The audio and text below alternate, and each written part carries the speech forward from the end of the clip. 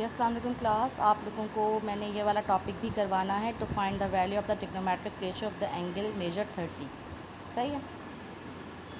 इससे पहले मैंने आप लोगों को जो करवाया था वो एंगल 45 का था, ठीक है। और अब मैं आपको इसका एंगल 30 का करवा रही हूँ। ये ट्राइंगल है, इसमें आप जानते हैं ये बना हुआ है, तो इट मीन्स कि ये 90 एंगल है, एक राइट एंगल ट्राइंगल है, ठीक है। और इसके सामने वाली जो है वो आपकी हाइपोटेनस होती है, ठीक है।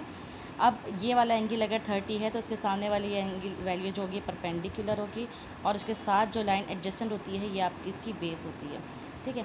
अगर एंगल आपके पास 30 का गिवन है तो उसके अकॉर्डिंगली क्या सिचुएशंस होगी, तो consider the right angle triangle A B C with the right angle at C and measure angle B equal to 30। We know that in a right angle triangle acute angles are complementary of each other. ये आपको पहले भी 945 में बताई हुई थी बात, ये वही वाली कि राइट एंगल के एक्यूट एंगल्स कॉम्प्लीमेंट्री होते हैं एक दूसरे के, यानी कि इस एंगल की और इस एंगल की बात है। अगर मेजर एंगल ए 90 का है, ठीक है, सॉरी, मेजर एंगल ए जो है वो क्या होगा 90 माइनस मेजर एंगल बी। आप जानते हैं इसको आप दो तरीक़ों से कर सकते हैं, या तो आप मेजर एंगल ए को 90 माइनस एंगल बी से माइनस करवा दें, ठीक है। तो आपको पता है बी जो है 30 का है, 90 माइनस 30 60 हो जाएगा, तो आपके पास ये वाला एंगल 60 का आएगा, सही है। अब एक और बात आपको मैं बता दूं, अगर आपको इस तरह नहीं करना तो आप जानते हैं आप वो वाला काम भी कर सकते हैं, sum of all angle in a triangle must be equal to the 180, ठीक है, 180। फिर एंगल ए यानी इस तरह से angle A plus angle B plus angle C equal to 180। Angle A आपको मालूम करना है, तो एंगल बी आपके पास 30 का है, एंगल सी 90 का है, ठीक है। तो एंगल ए जो है वो आपके पास आ जाएगा 180 माइनस 90 माइनस 30, यानी एंगल ए जो है वो 60। यानी इस मेथड से भी आप कर सकते हैं, और आप इस तरह भी करते हैं कि राइट एंगल ट्राइंगल में से अगर एक अननोन होता है तो वो 90 में से जो पता होता है एंगल उसे 90 में से माइनस करवा देते हैं, तो आपके पास तब भी यही रिजल्ट आएगा 60। C in right angle triangle with angle B 30 measure of the hypothesis. ये इसकी कंडीशन है कि अगर ये वाला एंगल जो है अंडर कंसीडरेशन, यानी जो पता है हमें एंगल वो आपको 30 गिवन हो, तो उसमें जो परपेंडिकुलर होता है वो 2 टाइम ऑफ जो हाइपोटेनस होता है वो 2 टाइम ऑफ परपेंडिकुलर के बराबर हो जाता है। ये इसकी कंडीशन आपको याद रखनी है, जो कि इसके लिए होगी जब आपका एंगल जो है वो 30 गिवन होगा, सही है। और जब एंगल 45 गिवन होगा तो बेस और परपेंडिकुलर आपस में क्या हो जाएंगे, इक्वल हो जाएंगे, ठीक है। दो बातें हो चुकी हैं, अगर एंगल 45 का होगा तो बेस और परपेंडिकुलर की वैल्यू सेम होगी, और अगर एंगल 30 का होगा तो हाइपोटेनस जो होगा वो 2 टाइम ऑफ परपेंडिकुलर होगा।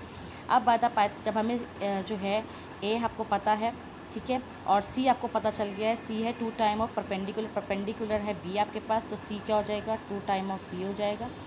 तो अब Pythagoras theorem C square is equal to A square plus B square.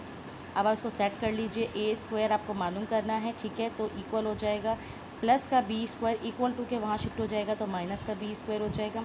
C square की वैल्यू है 2b का होल स्क्वायर माइनस का बी स्क्वायर। उसके बाद से सॉल्व करें 4b square minus B square यानी कि 3b स्क्वायर, टेकिंग का स्क्वायर रूट, ठीक है। तो 3 जो है वो रूट के अंदर आ जाएगा, बी स्क्वायर पे जब रूट आएगा तो स्क्वायर ने रूट को कैंसिल आउट कर दिया, सिर्फ बी बचा जो रूट से बाहर आ गया।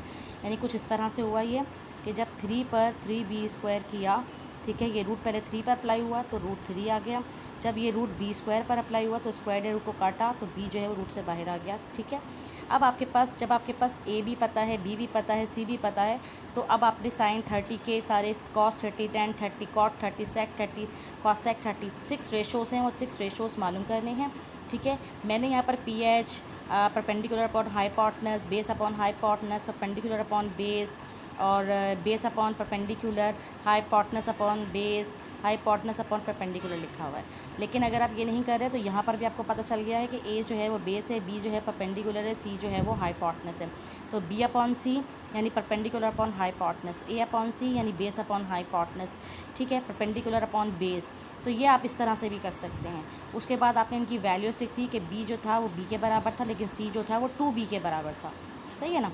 इसी तरह से ए जो था वो √3, अब ए की वैल्यू क्या आई है आपके पास, ए की वैल्यू √3 ऑफ बी आई है, तो ए की जगह पर आप √3 ऑफ बी लिखेंगे, और सी की वैल्यू 2b है। साइड पर आप मेंशन कर सकते हैं, यहाँ पर देखें सी इक्वल टू 2b लिखा हुआ है, ए इक्वल टू √3 ऑफ बी लिखा हुआ है। यहाँ साइड पर आप मेंशन कर दीजिएगा जैसे यहाँ मेंशन हुआ है। अब यहाँ पर क्या हुआ, बी से कट गया है, √3/2 बच गया, यहाँ पर भी बी से कट गया है, 1/2 है। अब यहाँ पर परपेंडिकुलर अपॉन आपके पास बेस है, बी तो परपेंडिकुलर तो बी था, और ए जो था वो √3 ऑफ बी था, बी से कटा 1/√3 आ गया। ये 3 वैल्यूज़ निकालना ज़रूरी हैं। उसके बाद कॉट तो 10 का अब वो है रेसिप्रोकल है तो इसी का रेसिप्रोकल कर दें, √3 ऊपर लिख देंगे।